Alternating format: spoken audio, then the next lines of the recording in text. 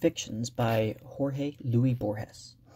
I think I'm getting his name right. I've always kind of openly struggled with that because the first name, George, is obviously Argentine, Jorges, Louis, and then Louis is easy, but then Borges. I think I've heard different people say, like, kind of emphasize the Hess, Borges. But I'm not going to try to butcher that any more than it need be. But yeah, it is a he originally published in early 40s, like 41, 42, but he, obviously, the English version was like about 20 years later. And yeah, a little bit about Borges was that he was born in 1899 in Argentina. He was, yeah, I think it was kind of just a typical upper middle class family. Maybe he obviously had a great enthusiasm for reading, and he described a lot of his stuff as various kinds of, more so just experiments more than anything. Like, he didn't claim to be like a great novelist, hence why you see a lot of his stuff is like in the form of like short stories or fictions and little isolated narratives that he's put out. But the way he does, like, his stuff is written so fantastically, with its own inner kind of detached logic and like labyrinthian. That's a theme that shows up a ton of times with him. But it never gets old, dude. Like, there's so many things to exhaust. I think I've only done the Aleph from him. You know, the one about the house with the meeting point between, that has the nexus of every single, what was it? Every single time and space had a nexus point focal somewhere in this guy's house, and like the most kind of seeming insignificant place you would find, and like this, and, you know, the narrator's kind of like also kind of in denial too of like how great it is. He's trying to like kind of forget about it, but yeah, that's it's classic Jorges. Yeah, he's definitely, you know, he hits a nerve with that kind of very, people call it magic realism. People, I'm not sure to what extent that used, because I think, like, yes, it seems like he does try to stress that these are just stories. Like, they're not meant to be, I mean, in a sense, like, they're I guess they could be, you know, definitely very well be a commentary on the way or how people act, and, like, you know, in the same way that Beckett or Kafka, they wrote about kind of, you know, very non-linear kind of, like, things that are, like, very, you know, like, out there, like, fantastical out there, and absurd, like, situations. Like, would this really happen in real life? And you're like, maybe not. The odds are slim, but there definitely are people that, you know, it lends itself to a certain realism in that sense. That's why it's like, magic realism is usually defined as there being, taking place in a timeline that's otherwise kind of banal and quotidian, yet there are a few different things that are just off. Like, it's usually things that are like, there's like, maybe with Haruki Murakami, there's like talking cats.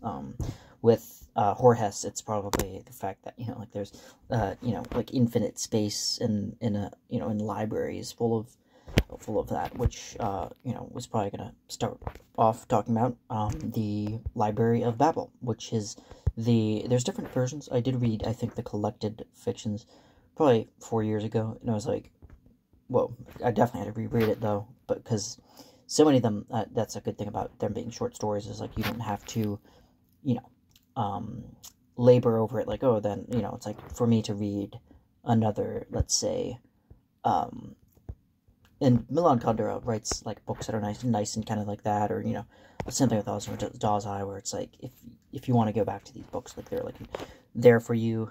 They're not, like, too intimidating, but yeah. So Library of Babel basically talking about, it's a kind of a detached kind of world, again, where there's a library with an infinite sequence of different books, and I think all of them containing, like, an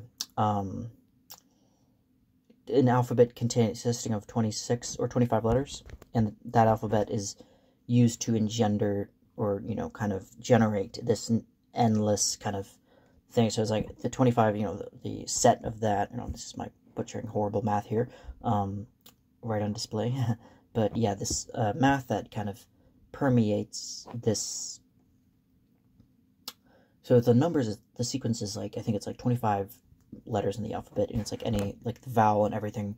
Basically, the way you toss it up, in a way, the algorithm is such fine-tuned that it generates this endless sequence of books with every single language and every single thing, and to this infinitely, sequence that where every single book of all time, like the greatest book of all time, could be written within the sequence, and like with each kind of, it's almost like a sequence of sets, I think, with sets theory, is with that Bertrand Russell talked about, and probably at the White Northhead, I think, but yeah, it's kind of like that in that sense. Screen turned off, I forgot how much that glows, but yeah, it's, with the Library of Babel, it's like this weird, so everything, like, so that means, like, the most ingenious, gargantuan best works of literature, like Rabelais, Pantagruel, and Gargantua, and, Dostoevsky, Tolstoy, Pliny the Elder, probably in there too, like every range of everything, kind of reminds me a little bit of the Library of Alexander, too, with, like, I'm not sure if this is a reference at all, but in the Library of Alexander was famously burned down, like, I think in the first century, maybe, or whereabouts, probably, like, early church, I guess, and it was, I think, beheld as kind of a fear of knowledge. People's, like, fear of knowledge is the fear of restitution, or the maintaining of it, too, so they, burned it down. But, like, this is different, because it's, like, taking place in a kind of different world of, so yes, there's every single best kind of the most fine-tuned books ever. Shakespeare, all of Shakespeare. And I've heard people use the whole, like, monkey, if you put a bunch of monkeys on a typewriter, like, eventually will recreate Hamlet, or something to that effect, but I don't think I think that's selling it a little short, because I think that idea, like, monkeys on a typewriter, yes, like, if you give them, with any time, because there is a, a framework, like, there is a set, sequence of keys in the keyboard that would, have a similar alphabet that Jorges was talking about. But I think the difference is that there's both all the greatest works. It's not just Hamlet. It's all the greatest works. It's everything. It's like there's, like, also kind of a but it also means that there's a crap load of, like, junk, like, just total garbage. It's extendable. Like, what's the word? Like, just not worthwhile, waste of time, wasteful stuff. So that's kind of the issue, is, like, there's so much stuff to do. It's like infinity kind of generating this idea that, if you had infinity to do something, and, like, the show The Good Place actually painted the pretty interesting picture of, like, the infinity, like, what would that lived out, and, like, having, like, I think Chidi and Eleanor had all the time in the world to kind of, like, visit every single last place on Earth, to, like, see the places where Socrates and, Jean-Paul Sartre, all, like, the greatest philosophers, roamed, and pretty much after, like, 100 to, I think it was, like, 300 years, like, he kind of was, like, getting a little bit, just kind of bored of it. But that's an interesting hypothetical, because if infinity, I don't think the human brain is meant for infinity. And I think that's what Jorges is trying to think. Hence why all the libraries start to go insane, because they're kind of, the librarians, are, who are kind of tasked with, organizing and keeping inventory of all the different numbers and books and stuff like that. Not just books, but, like, the letters and the, novellas and short stories and, all that kind of different stuff. There's just, like, encyclopedias too.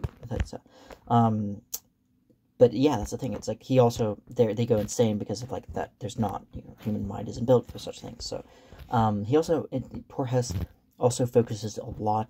The details are lost to me, unfortunately.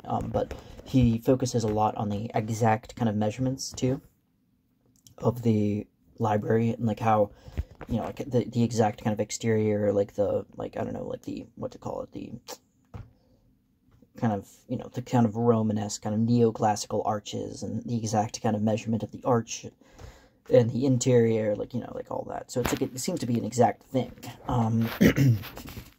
And yeah, and there's also, like, a very high society of, almost a kind of cult of people in the library as well, who have achieved some kind of weird kind of, like, kind of epistemological enlightenment or something. and yeah, that's kind of a, you know, like they all, I guess they kind of, it's, to them, it's like a religion almost. So that's all I have for that. So aside from that, I'm just going to kind of use my memory to kind of construct the kind of segue properly here to the next one of Funes de Memorias, I think. Funes de Memoria. Also known as Funes the Memoryist, or the Memory Man, I think. Something to that effect of the Memory Man. That's my memory, poor memory on taste, on display. But yeah, Funes the Memorial, he is a man that the narrator, who is kind of a little bit like Jorges himself, as a teenager meets fellow teenager Funes, like blinking on his first name. But yeah, I think in Uruguay, so this is still kind of South America here, and Funes has a interesting kind of ability, a savant-like, but like kind of hyper-savant-like ability to remember every single thing, or at least just about every single thing he ever experienced in life. So he's, what that does is, like, basically it creates, like, this huge, like, inventory of logs and everything that's been tracked down and recorded throughout the years has been kind of kept intact, and because of that, he actually, I don't think he can sleep, so he's like insomniac half the time. If he sleeps, it's like pretty much only because out of, like, you know, when total light, I think light to him, I think, because every single thing, because he's constantly, so this is Jorge's genius here, because he has like such a great imagination of like, I wonder what it would be like if this happened. So like if somebody had so there's a good amount of psychology on this kind of thing, neuropsychology, like if somebody had a infinite, you know, amalgamation of all the memories they ever had, and just kind of like, you know, because I think it's for the best that we don't actually remember all these things, because, you know, like it's not, you know, as far as evolution is concerned, if, you know, I don't want to get too much in the kind of Darwinian aspect, but I don't think memory actually really serves a kind of, you know, survival of the fittest, or any kind of, you know, Henry Spencer kind of, you know, ideal at all. Like, it doesn't, like, there's no self-preservation for it. Like, there's no, it's as far as, like, maybe, okay, I remember where not to face a predator again. Like, that's maybe kind of something that makes a little bit sense. But, like, with Funes, he's, like, this, like, excessive memory that's, like, he can't get rid of. So that's, like, very intriguing. Jorges paints him as, like, kind of a tortured person because of that. And, like, he's, like, and Funes and the narrator first meet because on the street he's asking, the narrator's asking for the time, and Funes, like, just doesn't even look at his watch, and he just, like, knows right away. So, in addition, that's kind of implying that Rat, not only does he have, like, a perfect memory, but he also has the ability to kind of, like, infer from past events and, like, kind of deduce what will happen in the near future, and, like, he's kind of always tuned into that, and it's just, like, he can't shut it off, and because he can't shut it off, there's, like, a lot of trauma with that, and then they kind of lose track of one another, and they don't see one another for a little while until Funes has a horse riding accident, and then is injured, and then has to be held in, you know, and I'm not sure if this has anything to do with his memory, or, like, maybe his head was overworking, and he had kind of a panic attack or something that led to the horse. I'm not sure if Jorges says anything like that, but it does have a, Funes is, like, you know, now kind of left to his own devices, and he, because he's kind of disposed, like, he's ill, he's, can't really walk anymore at this point. He's, like, kind of, I don't know if he's, like, totally crippled, but he's pretty close at this point. So he's here, like, at home, and, he, kind of happens on, I think, the narrator once more, and he also learns that Funes also has completely memorized the, Pliny the Elder's, or I think Pliny's, the historiographer, something or other. It's basically a huge volume of work that, it's, like, just crazy tome. And he has committed to memory, and that's just, like, insane. But yeah, Funes, Funes doesn't live a long life. Funes dies in 1899, the year Borges was born. So yeah, he probably didn't make it past his 20s, probably that. So it's a very sad kind of thing where it's like he's like a candle burning very, very fast, because he's like, if you have a mind that's like that and I think, like, yeah, that's kind of the, like, our minds just aren't equipped, to kind of handle and, like, cope with that amount of, just tracking memory, because you would lose your mind, because I think, like, for him, like, every single new thing that he has, like, he's, like, every new taste, every new experience, every new drink of wine that he has, or a new meal, like, it's just completely, he's, like, I think, like, the way he experiences it, like, it's, like, sticking, it's, like, a kind of, the residue of the memories, like, it's, before it's even done, it's not even, it's just, like, the whole, or aura, and the whole entire impression is, like, still like, completely enveloping him, and he's like, oh, and it's like, every single thing he does is, like, kind of, like, it's just, it's like he's very sensitive to these things, these details, that, like, they're not lost on him. Like, somebody says, like, something, he can't forget it, like, like, to think about, like, all the bad things, like, you would wish you would forget, like, I think Memory said that, I think something like that, Nietzsche said, memory was, like, blessed are the forgetful, because even they will get the better of their blunders, but he also said something of, like, memory says, I did that, or, pride says, this actually happened, or, like, eventually, I think pride yields, I think, basically meaning that, like, our pride sometimes takes the place of memory, and, like, we want to, sometimes we don't want to admit that, memory has led, that we have done bad things, or maybe have said stupid things, and we much rather would just say, like, okay, well, maybe not forget it, maybe not try to remember that, or bring it up. So that's a thing that Funes can't do, and it's very tragic. So yeah, that's all I have for that. Story. I'm gonna segue into the next one that I remember from his fictions, and these could show up in different works, too. I think there's, like, different collected fictions throughout, but you can always just kind of read the separate short stories, too, but I recommend kind of reading them as a whole, but, I guess for each their own, so, but yeah, the next one is, the Circular Ruins, which concerns a man who dreams up another man, to put it shortly. That's the kind of impression I got from it. This guy is, like, goes to a kind of, the namesake, yeah, the circular, he goes to the place where there's stone, kind of, cyclical ruins, and kind of reminiscent of ancient Greece, or kind of Greco-Roman, antiquity, that's somewhere in the classical era.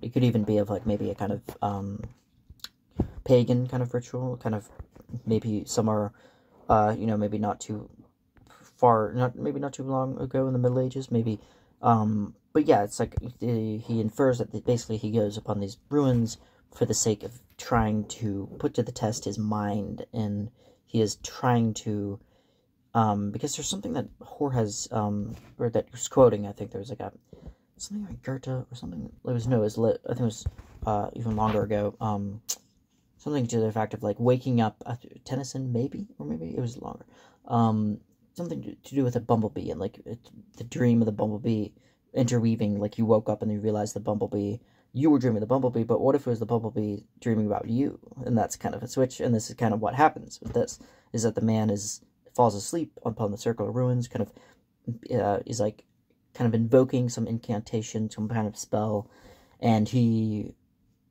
out of it, and then suddenly this other guy, this figure kind of appears, that he has successfully dreamt up into being, and now he's materializing, and he's like, oh, well, done, and yeah, it kind of, it ends on that kind of note of, kind of almost a Frankenstein kind of thing, too, because of this fact of, like, bringing something, the ontological active, like the tiny man, like the homunculus, homunculi, plural, I think, yeah, that's, like, this idea that, or too, like, the old Kabbalah Jewish kind of thing of the golem, too, like, this, you're just, the fact that you can kind of use witchcraft and use, like, subterfuge to brew these things into existence, and normally that doesn't really always bode well with, them or other people, because it's, like, a kind of double-edged sword, these things, like these bells, and with dreaming up this man, like, there's, like,